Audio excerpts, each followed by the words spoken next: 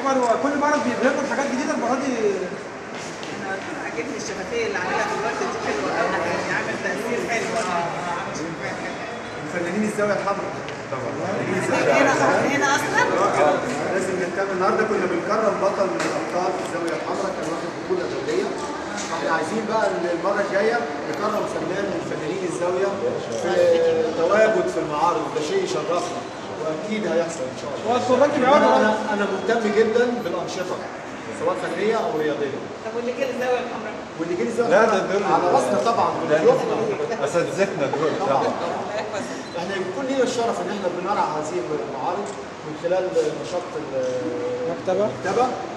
المكتبه زي ما الاستاذ محمد قال هي مصنفه ثاني اكبر مكتبه. هو استاذ سعد اللي قال المعلومه دي النهارده. ثاني اكبر مكتبه في مصر.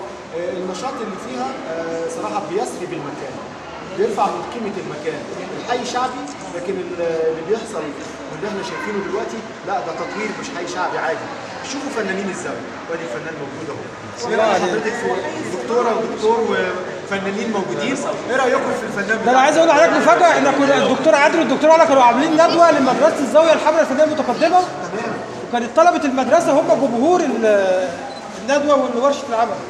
فان شاء الله الفتره الجايه المره الجايه نعملها بقى برعايه الحي وتبقى حاجه كويسه. فكر منظم وانا تحت امرك. ربنا يخليك. احنا نشاطنا انا والدكتور عادل ان احنا بنحاول نوصل لاكبر عدد ممكن من المحافظات والقريات، حتى نوصل الرساله دي في اي مكان احنا بنروح. انا اقترحت على اتفضلي يعني على استرسال لكلامك في الرساله الفنيه، رساله الفن توصل. انا عندي مركز تكنولوجي خدمه المواطنين، مكان المواطن بيجي يتلقى فيه الخدمه، بيقدم طلباته والشكاوى بتاعته. التواجد باستمرار موجود للمواطن والحركه.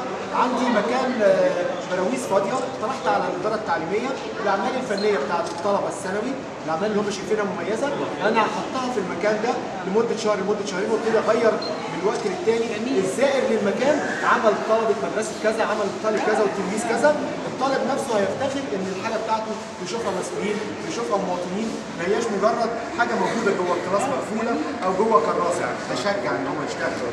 طلبت ان هم يتعمل الاعمال الفنيه بتاعتهم الرسم على الجلود بالحرق. كانت حاجات رائعه قوي. قلت لهم يا جماعه احنا عايزين نعمل موقع لوجستي ابتدي ابقى اخاطب بيه بقى اصحاب الفنادق والبازارات والناس اللي عندها معارض جوه الفنادق بتعرض المنتج اللي بيعبر عن مصريتنا. يلا تعالوا الاولاد عندنا رسموا توت عنخ امون بالحرق على الجلد الطبيعي. لو الولد والبنت بقول لهم كلفتكم كام؟ بيقولوا لي يا عم دي كلفتنا 130 جنيه.